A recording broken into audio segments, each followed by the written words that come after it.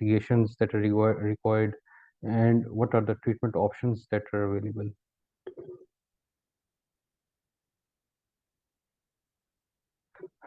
This is a typical case of facet pain. I will read it to you. A 65 years old male with 5 years history of low back pain. He has been a baggage handler at a train station. Recently, his pain has increased in severity. His MRI shows disc degenerative changes from L3 to L5, along with narrowing of the intervertebral spaces, and there is associated facet joint hypertrophy.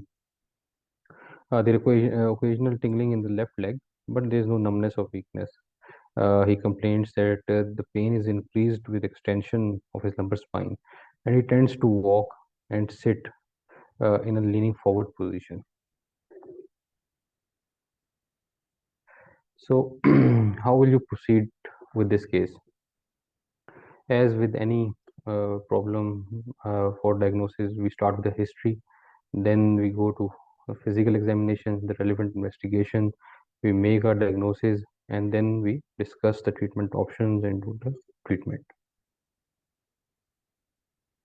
For this lecture, the references that I have used is as shown in this one of the textbook. All of you must have seen it, and these are the few guidelines that I have incorporated in this lecture. This is by Stephen Cohen. This is Manchikanti. These are the North American Spine Society guidelines. These are mainly related to the intervention of the facet joints. So, before we start, a few words about the history of facet pain. It can be traced back up to 1911 when Goldthwait first implicated facet joint as a source of low back pain. Then Gormley in 1933 first coined the term the facet syndrome. Badgley in 1941 then separated facet pain from the pain of spinal nerve root compression. Later on, Hirsch and colleagues they injected normal saline in the facet joint, and this denervation technique of the facet joint using radio frequency. It was first described by Shealy in 1976. You can see a picture on the right of the Boston Medical 1911. They have published their research implicating facet joint as a cause of low back pain. So the prevalence. This facet joint, it is a potential source of neck pain, shoulder pain, mid back pain, low back pain, and even leg pain. And this prevalence varies a lot. It varies from 4% to 75%. And this is based on how stringent the diagnostic criteria is used. When a stringent one is used, maybe have less incident, but in more liberal criteria is used, and it can be diagnosed in more cases. So, but the consensus is generally that it ranges up to 31%, and mainly the old age people are affected. So, what are the causes of facet pain? The commonest cause, as you all know, is facet arthritis. And why does the facet arthritis happen? It can be due to ligamentum flavum hypertrophy, or it can be the hereditary sagittal orientation of the facet joint. The other cause is disc degeneration. When the disc degenerates, there is a lumbar segmental instability, and this causes the subluxation of joint. The joint becomes painful. Other causes are repetitive trauma in some jobs. There is a continuous flexion extension which leads to the trauma, small fractures, capsular tears, splits in the cartilage. Some other causes are axial spondyloarthropathies. For example, you would have seen the patients of ankylosing spondylitis. The facets are affected. Infections, tuberculosis, and facet joint cyst. It is a byproduct of chronic osteoarthritis of the facet. It can also be cause of pain.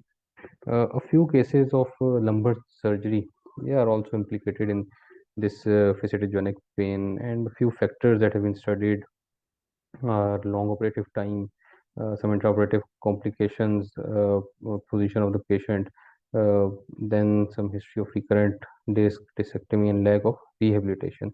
You must have seen patients coming after spine surgery and giving them this facet block. they help a lot with the pain. So, what is the mechanism when treating a patient of facet pain? We should know what other things to treat, because the mechanism of facetogenic pain, it is multifactorial. First is the inflammation, which leads to secondary to the degeneration and arthritis. Then is the continuous loading, extension of lumbar spine, spinal stenosis, spinal pain leading to secondary myofascial pain, forward flexion leading to increased pressure on the already degenerated disc. This causes further narrowing of the facet joint space and increased degeneration of the facet joint. So when you're treating a patient of facet pain, you need to counsel the patients regarding all these things. If he doesn't change his lifestyle, so it would be difficult to treat whatever intervention you do. So the mechanism is important. Now, the differential diagnosis, what are the things you should suspect when one is considering facet pain? It could be a pain from the sacroiliac joint, it could be a disc disease, spondylolysis, spondylolisthesis, a slip of the vertebra. Patients of chronic pain syndrome, they commonly present as low back pain, axial pain, not radiating. Case of lumbar compression fracture, overuse ligamentous injury, should be considered. Then there are myofascial pains and fibromyalgia. You have seen there is a lot of tenderness around the back at the facets, lumbar facets area. Then there is some piriformis syndrome. Some features may overlap with this facet pain, and at the end is coccydynia, the coccyx pain. It could be confused with the facet pain. So, how to diagnose uh, this facet pain? The general steps are history, examination, and investigations. So, in history, what would the patient tell? Mostly tell that there is a dull ache in the lower back and it works in the morning, and there are periods of inactivity, or it may be in the prolonged standing. Symptoms vary a lot. So, in some patients, they maybe they tell differently. It could be unilateral or bilateral. There is pain radiation. I will show you the pain referral patterns. Pain radiates to buttocks, hips, thighs, but rarely below knees. So, in facet pain, very less chances that the pain is radiating below the knees. And pain increases on bending backwards. There is stiffness of lower back. Some patients may complain of grinding sensation. And in some patients, there could be radicular pain. If there is a nerve root compression, there is a hypertrophied joint and it is impinging upon the nerve root. So the patient could present with radicular pain. It could mimic lumbar radiculopathy. So this is the pain referral pattern. You should, as you all know, that whenever we try to diagnose a pain, we do a pain mapping and we try to map these pain patterns. So in this area slide, you can see that what are the areas in which the pain could be referred. Generally, is the buttock area, the lower back, even in thighs, and in some cases, you can also see that the facet pain may radiate in front of the thigh, or in front, just over this anterior superior iliac spine. So this should be considered when suspecting a case of facet pain. Then comes the physical examination. A few tests are available, though they are not very specific. You can see that in some patient there would be paraspinal muscle tenderness exactly over the joint, facet joint, which is diseased. Then there you can do a chem test. I will show you. Facet loading can be mostly done in cervical facet joint, and you have to perform all other tests to rule out the differential diagnosis that I show it to you. You have to do all the tests to rule out these other pathologies. So this is the chem test. It is also known as the extension rotation test. It is a provocative test of facet pain. In this, the patient is asked to stand and fix his feet to the ground, and then he is asked to do a maneuver of extension and rotation of the spine. So the test is considered positive if the patient reports pain, numbness, or tingling in the concerned area. Though it is not very sensitive or specific, but one should know it and how to perform it. Then comes the investigations. Commonly done investigations include, these are not commonly done, but you may order X-ray if you are suspecting any trauma or anything, CT scan, MRI. In few cases, a SPECT scan can also show facet arthritis. You can see in the pictures, especially in this SPECT scan, the facet has lightened up, and then also the joints in the X-ray. When you go for MRI or CT, if there is facet hypertrophy or osteoarthritis, some radiologists do even grade the facet joint hypertrophy. Initially, there is the normal, it's grade 0 if the joints are normal, and some in severe cases, which is grade 3, there is severe narrowing of the joint space, marked osteophytes, severe hypertrophy of the articular process. So this is the grading. It can later on help in what treatment to choose for the patients. So is imaging necessary to diagnose facetogenic pain? I don't think so. My point of view is that you can diagnose a case on the basis of history examination. But what is the gold standard? So the gold standard is a diagnostic block. The diagnostic block of the medial branches or the intra-articular injection in the facet pain. It is the only reliable diagnostic approach for this pain syndrome. So once we have diagnosed, then we will move on to the management. Many societies have published different guidelines. This one is that if there is facet pain, it should go for conservative management for at least 3 months, and it includes lifestyle modification, weight loss, smoking cessation, good nutrition. Medicines should be given, NSAID, antidepressants, then physical treatments, physiotherapy, exercise, massage, acupuncture, spinal manipulation may be required. So at least give a try of at least 3 months for this facet pain. Then if it doesn't help, there is some criteria I will show you later on. Then go for interventional pain management. The interventional pain management of facet pain includes intra-articular injections, which can be given in the form of steroids or regenerative therapy, PRP, stem cells. There are medial branch blocks and neurolytic blocks, which can be done with the help of conventional RFA or the cool RFA. In a few cases where it is not refractory pain of facet and it's not subsiding, then spinal fusion may be done, but it is very less recommended. So we will discuss the interventional pain management techniques, and for that you should know the overall anatomy of the facet joint. So facet joints, these are present from C1 C2 junction to the L5 S1 junction. They are paired synovial joints, and the concave surface, as you can see in the diagram, the concave surface of the superior articular process, it is oriented posteromedially, and smaller inferior articular process, it is facing anteromedially, and it is formed by the inferior articular process of one vertebra and the superior articular process of the vertebra below.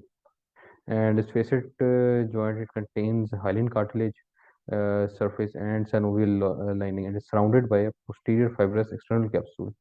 This capsule is not present anteromedially, and the multifidus muscle serves as the posterior joint border. The ligamentum flavum replaces the fibrous capsule at the anterior border.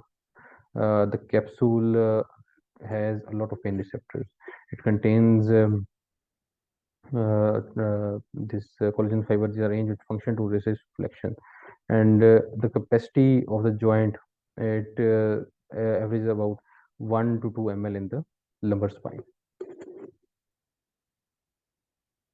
So then the innervation, as you can see in this slide, the nerve root divides into a dorsal ramus and the ventral ramus, and this dorsal posterior ramus of the spinal nerve then provides 3 branches. These 3 branches include the lateral branch, the medial branch, and the intermediate branch. You can see in this slide.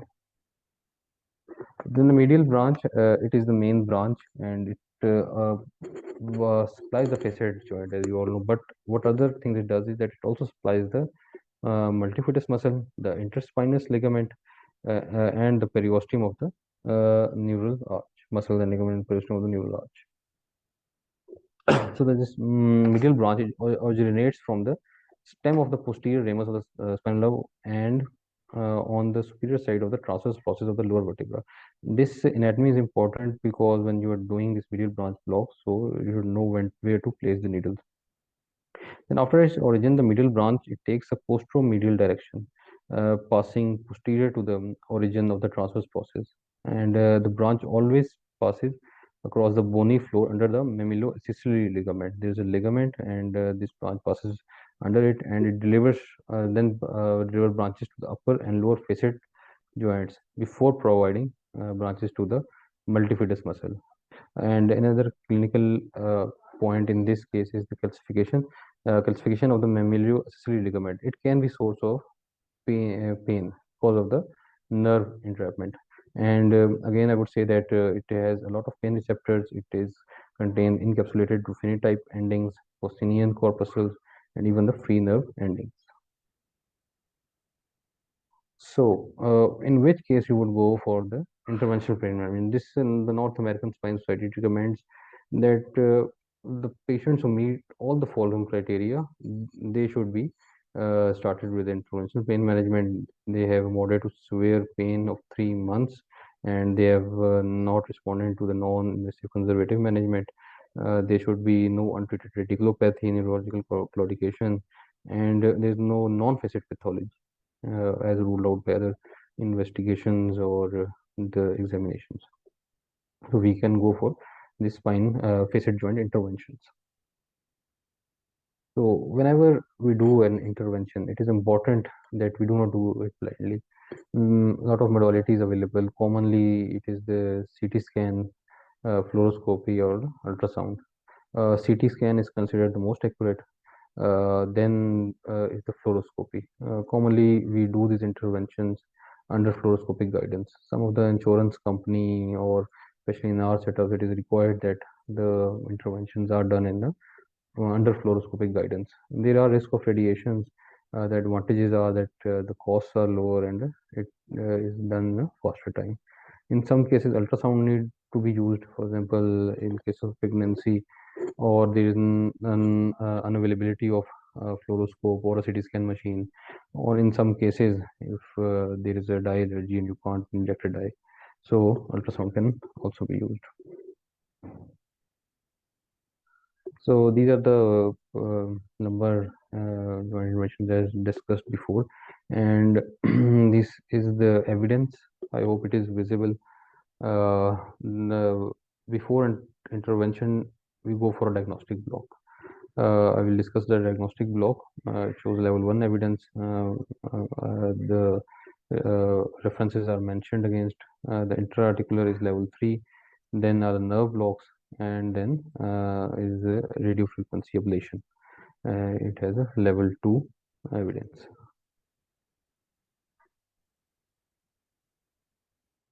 So before we go for a diagnostic block, we have two options. Either we go for a medial branch block or we do a intra-articular injection.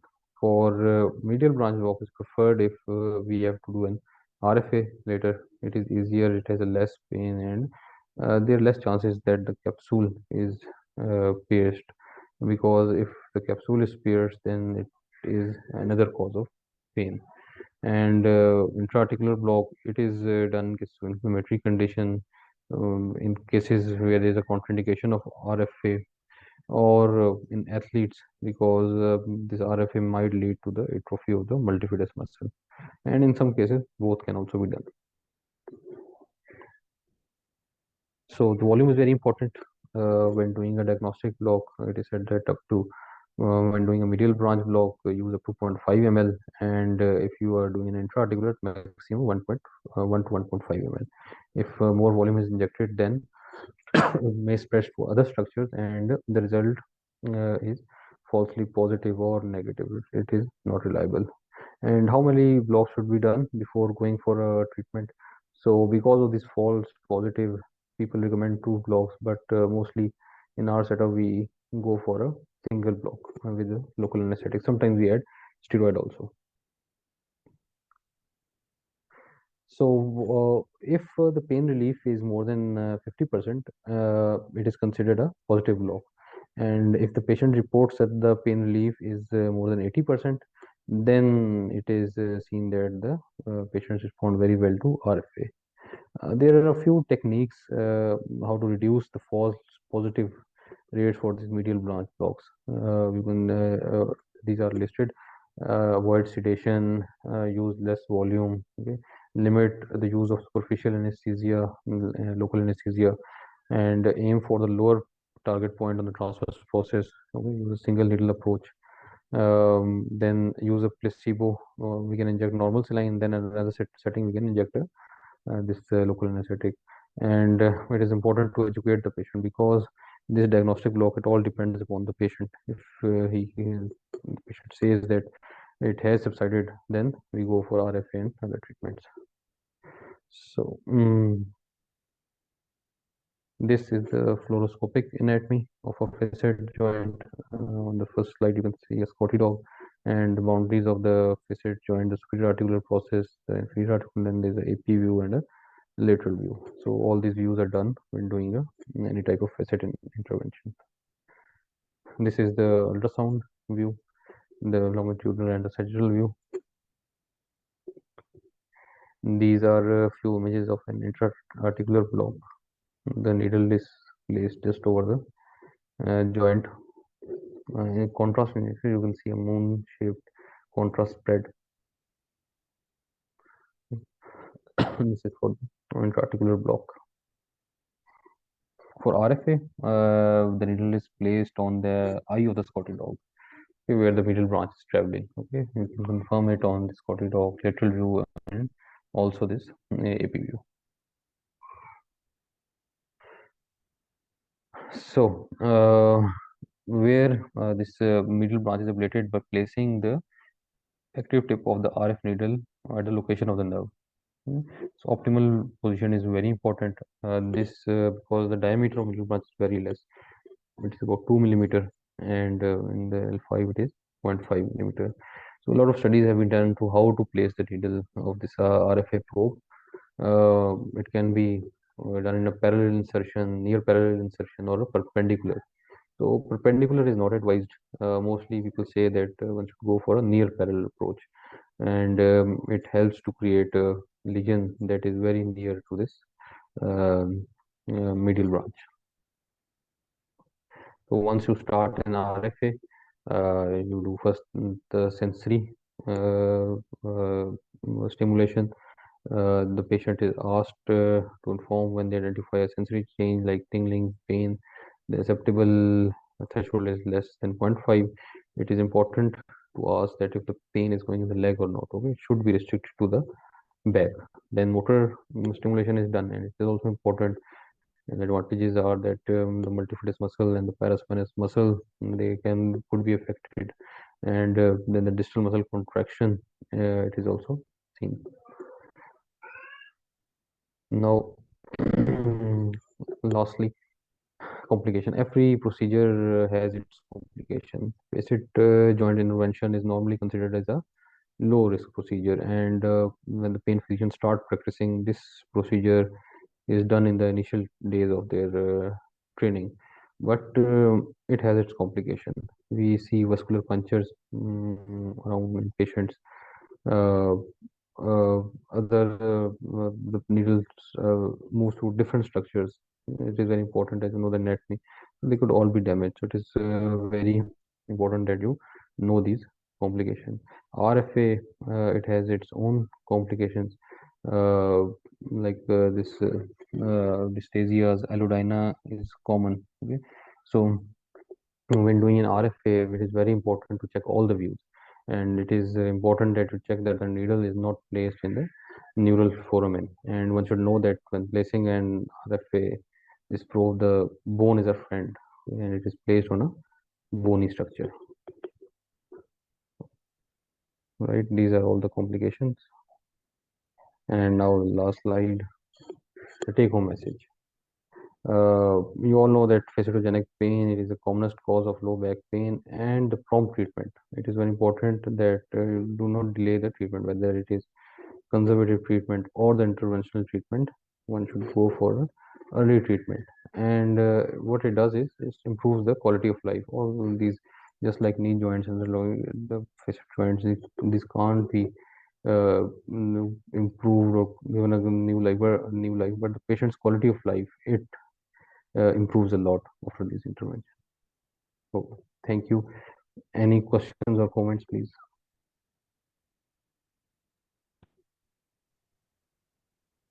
Thank you very much, sir, for sharing your knowledge with us. Now, we'll be taking the question. Or do we have any comments from the senior faculty members or any of our colleagues? Yes, Very yes, well I have a presented. comment.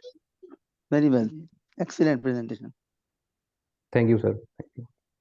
Very well presented, Dr. Leena here. Thank you, madam. How Thank you. frequently do you have to repeat these injections? Madam, we have seen patients, they come after 3 months or 6 months, sometimes even years pass by. It depends patient to patient. But what we follow, the guidelines say that this, at least the steroid injections, they should be not be repeated in less than 3 months. Patient should be given other treatment options.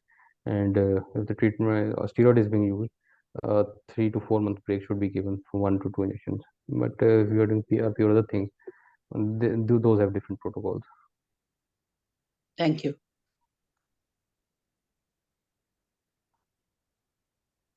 Another practical point is that we should also do a uric acid test. High uric acid promotes the pain in the facet joint. So that should be done routinely whenever you are doing a facet block.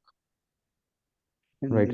secondly, in my experience, it is not necessary to enter into the facet joint. Even if you inject perifacet, do perifacet injection, it does help a lot. Almost the same results. There's no need to exactly enter into the joint. Just if you are in the vicinity of joint, especially if you have curved made a curve at the tip of needle, then you can just as I do, needle, we make a small curve at the tip of the needle, and 3 o'clock, 6 o'clock, 9, 12, we rotate the needle in 4 directions. It covers a lot of areas. 3-4 ml is sufficient there. Right. Thank you very much doctor Moazzam, very nice presentation. एक छोटा सा comment है, आपने बीच में add suggest किया था कि medium branch block लेके lower portion of the transfer process के ऊपर जाके बेटर रिजल्ट्स हैं. तो अगर हम उसको हिट करें तो फिर लैटरल जब हम टिल्ट करते हैं इमेज को, तो उसको ऑब्जर्व करना और वहाँ हिट करना जरा थोड़ा डिफिकल्ट हो जाता है. देयर इज अनदर टेक्निक जो रिसेंटली, बल्कि इसमें एक दो जगहों पे प्रेजेंट भी हुआ है, कि नॉर्मली हम लैटरल की बजाय वो थोड़ा सा लैटरोसेफेलिक टिल्ट करते हैं ज़्यादा, so that you can see the lower portion of the junction of the transfer process with the pedicle, where you can hit the appropriate area to get that better results with the radio frequency for medium branch block. इसका कुछ आपने literature review किया होगा, कोई निकला कुछ देखा होगा आपने शायद.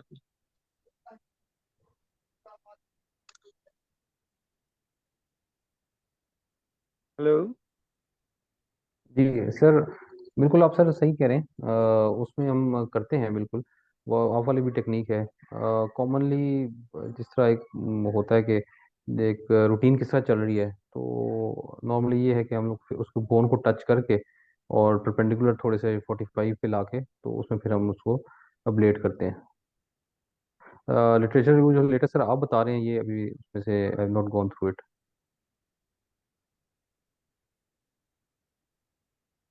ओके, मैंने जो एसरा की जो वेबसाइट है ना, उस पे इसकी एक प्रेजेंटेशन भी है मीडियम ब्रांच ब्लॉक की. उसमें उन्होंने जो है ना, वो एक ग्रुप था, आई थिंक यूके का ही है, जिन्होंने अपने को मेरे ख्याल को 95 केसेस की केस सीरीज प्रेजेंट की थी और उनके काफी अच्छे results as compare to others. तो उन्होंने जो है वो इसके ऊपर जो है वो जरा एक और सिंपोजियम हुआ था इस तरह कई, उसमें उन्होंने काफी इसको डिटेल में प्रेजेंट किया था। तो उसमें वो अगर थ्योरेटिकली अगर हम देखें कि इमेज को जब हम सेफेलिक टिल्ट करेंगे, सेफेलो लैटरल टिल्ट करते हैं, तो उसमें फिर जो जंक्शन है उसको आप ज्यादा डीपर देख सकते हैं। क्योंकि अगर सिर्फ लैटरल टिल्ट करें तो उसमें फिर आप जो है वो सिर्फ लैटरल जंक्शन देख सकते हैं जो कि काफी सुपीरियर होता है। और आपने मेंशन भी किया था कि जो लोअर पोर्शन है उसको जाके हिट करें, तो वहां जाके ज्यादा बेहतर चांसेस होते हैं कि आप नर्व के करीब जाके उसको जो आरएफ कर सकें। सर मैं सर गो थ्रू करता हूँ उसको। Thank you very much, thank you. Assalamu alaikum. I'm Dr. Saira. I need to ask something. Can I ask? जी जी और जो हाँ। पूछे पूछे। जी आपसे सवाल ये है कि अभी आपने बताया था कि डायग्नोस्टिक ब्लॉक लगाते हैं, तो डायग्नोस्टिक ब्लॉक और थेरेप्यूटिक ब्लॉक में आप कितना टाइम लेते हैं, लाइक उनके बीच में कितना इंटरवल होना चाहिए? I just need to ask that. Thank you. Sir आप बताना चाहेंगे मैं आंसर? आप बता दें। It varies from patient to patient. कब ऐसे भी हुआ है कि we have done in the same sitting. We just wait for a few minutes, 15-20 minutes. We just first check the tenderness. We do this diagnostic block, and then in the same sitting we do this steroid injection. But I think it is at least recommended that 1 to 2 weeks one should wait. क्योंकि जो होता है diagnostic block के लिए, अगर आपने simple local lignocaine बीप्यूकेन दिया है तो फ्यू आवर्स में उसका असर खत्म हो जाता है। तो 1 वीक तक वेट कर लें तो उसमें आप आगे उसको कर सकते हो। डिपेंड पेशेंट के लिए आना जाना थोड़ा सा हो सकता है डिफिकल्ट हो, तो उसमें कर सकते हैं। आरएफए के लिए बेहतर होता है कि आप 2 सिटिंग्स में करें उसको। Thank you, sir. Yes, Sir, sir, there is thank you. one more. Thank you, sir. There is one more question regarding the same scenario that we are discussing in the chat box. That what do you use for therapeutic versus diagnostic block? Therapeutic में जो options भी हमारे setup में available हैं वो तो steroid है और जो है ये पीआरपी है।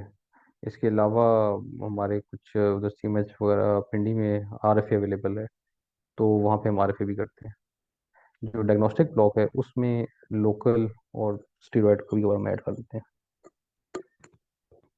Kindly, can you share some of your experience about PRP?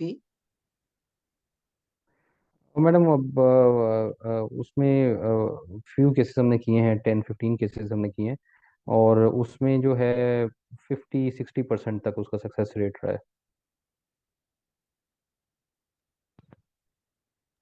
Do you recommend it? Yes, ma'am, a few patients they're not willing for the steroid injection, and regenerative therapy, I think it is again being considered. So one can offer, like in for example in knee joints, it is said that in early osteoarthritis it helps a lot. So maybe the same guidelines might be followed for this facet block also. So because it has no side effects and then the patient is willing to come again and again, so one can go for PRP. How many sittings are required with PRP, please? And minimum 3. We'll tell the patient that minimum 3 would be required. Have you used heavy dextrose as well? No, ma'am, not prolotherapy. Few cases, very less cases. We've gone for prolotherapy. I think 5-6 cases. We do a lot of this prolotherapy for this myofascial pains. Not much for facet blocks. Maybe some other seniors, they have experience of dextrose. तो prolotherapy का नी के round बहुत ज्यादा अच्छे results हैं। जो sir. जो क्योंकि नी के राउंड जो है वो ये जब मल्टीपल कंपार्टमेंट बनते हैं तो उसमें जो लोअर बैक जो फेसेट है इसमें जो सीआरपी जो है उसके काफी अच्छे रिजल्ट्स हैं पेरी आर्टिकुलर इंजेक्शंस के। क्योंकि यूजली जितने उस लेवल पे जब डिजीज इतनी स्प्रेड होती है कि रेयरली आप ज्वाइंट के अंदर जा सकते हैं, तो पेरी आर्टिकुलर भी वो कहते हैं पीआरपी के काफी अच्छे results. Right sir. Sir, Dr. Memoona wants to know which steroid you are being used currently in your clinical practice for we therapeutic blocks. particulate, we use the particulate steroid. Okay, so Dr. Shahid wants to know, is there any guideline for level identification of facet joint clinically, and how many levels to block? You can at single sitting, it is, I think, I'm not aware of the guideline, but I think 2 to 3 joints maximum should be done in a single sitting. Maybe senior faculty maybe answer this question. देखो ऐसे limitations नहीं है कि अगर usually bilateral 4 to 6 level पे भी आप block कर सकते हैं अगर आप थेरेपी। तो नंबर ऑफ जॉइंट्स की लिमिटेशन ऐसे नहीं है कि जो है वो आप इतने ब्लॉक्स लगा सकते हैं। वो ऐसा कोई गाइडलाइन में ऐसा है नहीं कि 3 से 4 से ज्यादा जॉइंट्स को अपना इंजेक्ट करें एक वक्त पे। Usually in elderly patients, L4-5 and 5S1, if these two joints are involved, sometimes unilateral, sometimes bilateral. हम क्लिनिकली असेस कर लेते हैं कि जब बायलैटरल लगाना है यूनिलैटरल, लेकिन यूजुअली मैं 4-5-5 दोनों जरूर लगाता हूँ। एक अकेला बहुत कम लगाता हूँ। जब लगाता हूँ 4-5 दोनों इकट्ठे लगाता हूँ, इन्हीं पे ज्यादा लोड पड़ा होता है। Right sir. अच्छा डॉक्टर मुअज्जम, कोई एक्सपीरियंस है आपका कि आप पेरी आर्टिकुलर या intra articular plus with problem combine लगाते हो थेराप्यूटिक के लिए, जिन मरीजों में आरएफए ऑप्शन नहीं है या आपके पास अवेलेबल सम टाइम नहीं होती आरएफए, तो उस सिचुएशंस में आप मीडियम ब्रांच ब्लॉक भी लगाते हैं प्लस पेरी आर्टिकुलर या इंट्रा आर्टिकुलर भी लगाते हैं? जी सर, उस पे कुछ पेशेंट हमने किया था, क्योंकि प्रैक्टिकली हमने देखा है कि इंट्राटिकुलर नीडल लेके जाना इट इज डिफिकल्ट और पेशेंट काफी पेनफुल भी होता है। तो उसमें फिर हमने ये किया था कि जहाँ पे इतना अच्छा स्प्रेड नहीं आ रहा वहाँ ये कि मल्टीपल नीडल्स को उसको करने का, तो वो फिर हमने उसको इंट्राटिकुलर भी किया था और साथ थोड़ा सा नीडल लेटरल करके, तो उस पे हमने मिडिल ब्रांच को भी स्टेरॉइड से ब्लॉक कर दिया। अच्छे रिजल्ट थे सर उसके भी ना, ठीक थे, यानी कि अब तो फिर उसमें से तो ये कर रहे हैं और उनका जो अभी पेपर सीरीज तो नहीं आई लेकिन मेरी बात हुई थी, दे आर गुड। क्योंकि हम भी कुछ पेशेंट्स में बल्कि जब बहुत ज्यादा डिबिलिटेटिंग पेशेंट हो तो फिर हम उसमें, मैं तो उसमें करता हूँ, सर भी जो है वो टाइम करते हैं, तो उसमें आई फील के ज्यादा बेहतर रिजल्ट्स हैं उसके। जी सर, जो इनर्वेशन है और जो कॉजेज हैं, जिस तरह मल्टीफैक्टोरियल फेसिटोजेनिक पेन कॉजेज हैं, तो एब्सोल्युटली। उसमें वो सारे उसमें मायोफेशियल में और उसमें मसल्स में और थोड़ा बहुत उसमें दे देना, I think it would be helpful.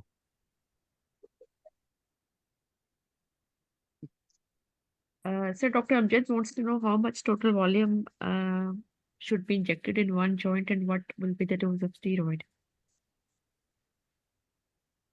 Total volume जो है वो 2 to 3 ml is enough, and 20 milligram जो हम लोग करते हैं।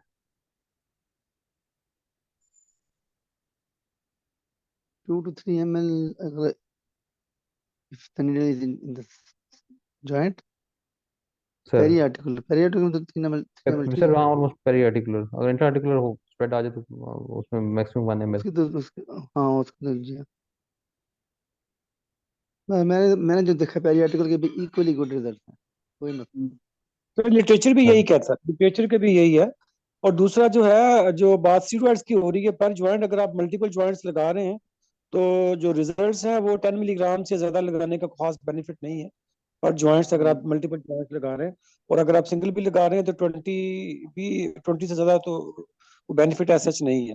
तो इवन 10 जो है वो एज इफेक्टिव एज 20। तो उसमें काफी सारे है जिसमें कंपेयर अगर करें फेसर्स के लिए तो 10 मिलीग्राम इज यूजुअली इनफ, डेपोमेड्रोल या कैनाकॉर्ड जो भी हो, दोनों में से। सर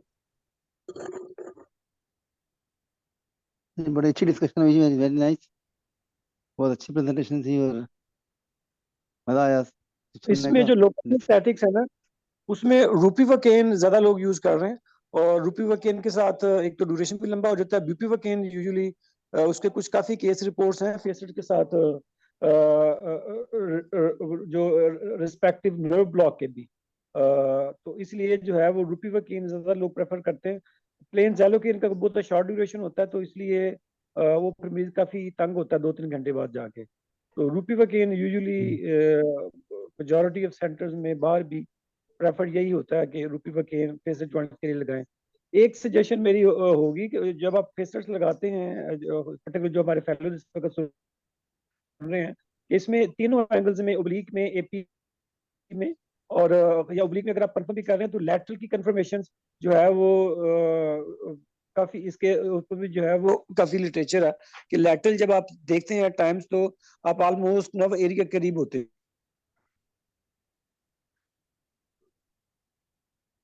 ठीक है। Sir, do you have specific PRP preparing machine with you, or how are you preparing it? Dr. Memoona wants to know. जी मैडम, है हमारे पास पीआरपी प्रिपरेशन वाली। So I think that's all the question that we have in the chat box. Do we have any other comment or questions? एक और सवाल है, can I ask? I am doctor Saira. Yes, please carry on, Dr. Saira. Question ये है कि अभी sir की presentation में एक स्लाइड थी जिसमें इन्होंने ये कहा था कि डायग्नोस्टिक जो ब्लॉक है ये गोल्ड स्टैंडर्ड है। तो ये थोड़ी चीज़ दिमाग में अटक गई है कि क्या ये मतलब इसका कोई रेफरेंस है, या ये बीइंग एनेस्थेटिस्ट ये कह रहे हैं, और लाइक इंटरवेंशनल रेडियोलॉजिस्ट से अगर पूछे तो they will prefer for like MRI और सीटी स्कैन। तो बस ये चीज़ क्लियर करनी है। Thank you. जी मैडम, गाइडलाइन है इसकी, ये जो है ना डायग्नोस्टिक जो मैंने शेयर किया ना उसमें है ये। और एमआरआई और जो सीटी स्कैन है वो नॉर्मली आपको फेसेट की कंडीशन बता देते हैं, हर फेसेट पेनफुल नहीं होता। तो जब पेनफुल हो फेसेट तो उसमें फिर आई थिंक बाकी वो सर सीनियर जो फैकल्टी है वो कोई कमेंट देना चाहिए। बिल्कुल ठीक जो ठीक कह रहे हैं।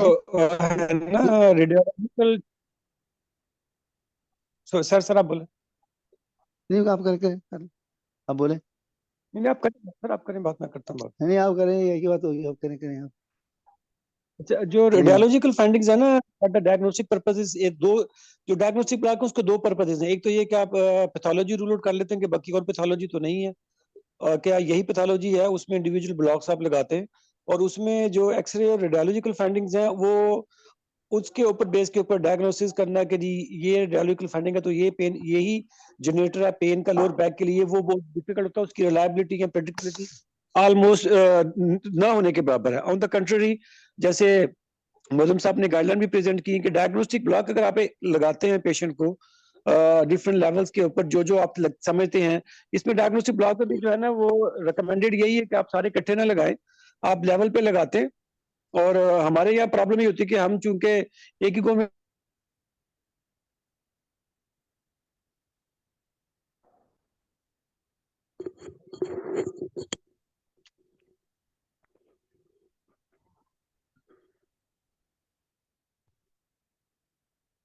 ज्यादा प्रॉब्लम क्रिएट कर रहा है, और मेन जो सोर्स है पेन का वो कौन सा ज्वाइंट है, तो वहां पर जो है वो स्टैंडर्ड गाइडलाइन जो है वो डायग्नोस्टिक ब्लॉक की या फॉर द कंफर्मेशन के जी इस पेशेंट में ये वाला फेसेट ज्वाइंट या ये वाले फेसेट ज्वाइंट्स मेन है जो लोअर बैक के पेन जनरेटर्स हैं, और उसके लिए अप्रोप्रिएटली बाद में फिर जो है वो जैसे मोअज़्ज़म साहब ने कहा रफे जो है स्टैंडर्ड टेक्निक है। सर आप कुछ ऐड करना चाहें?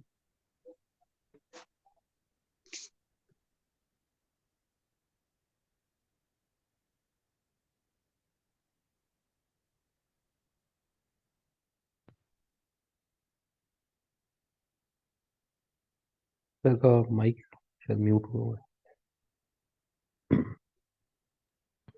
सॉरी नहीं ठीक है, जो आपने बोला बिल्कुल ठीक है, ऐसे ही है।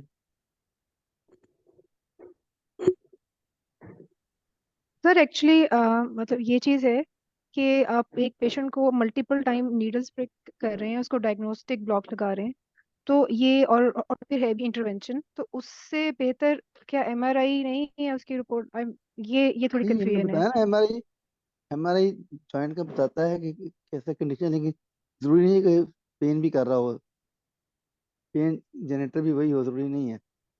तो इसलिए इसमें अगर आप कुछ आपके हमने डाटा देखेंगे ना कि जो जो अगर आप देखेंगे ना कि रिलायबिलिटी या प्रिडिक्टेबिलिटी और further diagnosis of facial joints, तो आप देखेंगे उसमें ओल्ड एज पेशेंट्स में अगर एमआरआई की हम तरफ देखें तो सारे मरीजों के अराउंड 70 to 80% पेशेंट के फेसियल जॉइंट्स जो हैं वो जो डिजीज्ड हैं, तो उसमें आप नहीं कह सकते डायग्नोज कर सकते कि जी जनरेटर कौन कौन से हैं। वो डिजीज प्रोसेस इतना होता है, जैसे आप अगर इवन डिस्क के ऊपर भी जो है वो अगर आप लिटरेचर देखेंगे ना, तो 60-70% पेशेंट्स में एमआरआई जो है वो एमआरआई फाइंडिंग्स कोरिलेट नहीं करते हैं क्लिनिकली 60-70% पेशेंट्स में।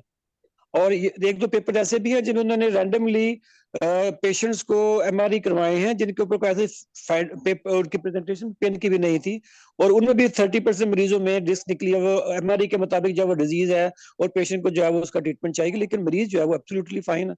तो इसलिए एमआरआई की फाइंडिंग्स या सीटी की findings for the diagnostic purpose even disc के लिए भी इतनी प्रेडिक्टेबल नहीं होती एक्यूरेसी के पॉइंट ऑफ व्यू से। फेसियल जॉइंट तो बहुत दूर की बात है। तो इसलिए आपको जैसे वो रेडियोलॉजी वाला लिखते हैं ना कि कोरिलेशन क्लिनिकली, तो इन लोअर बैक पेन में क्लिनिकल कोरिलेशन बहुत इंपॉर्टेंट है। फेसियल जॉइंट्स है, एसए जॉइंट्स है, या इवन डिस्क है, आप you can not rely even a best radiologist reports और या फिल्म्स के ऊपर भी।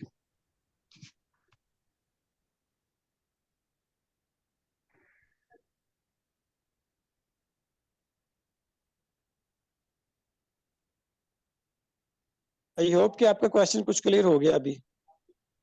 जी sir, thank you sir, thank you. Otherwise, we can share literature as well. Sir अगर आप शेयर कर दें लिटरेचर तो ज़्यादा अच्छा है, ताकि हम उसको एक दफ़ा गो थ्रू कर लेंगे। Thank you.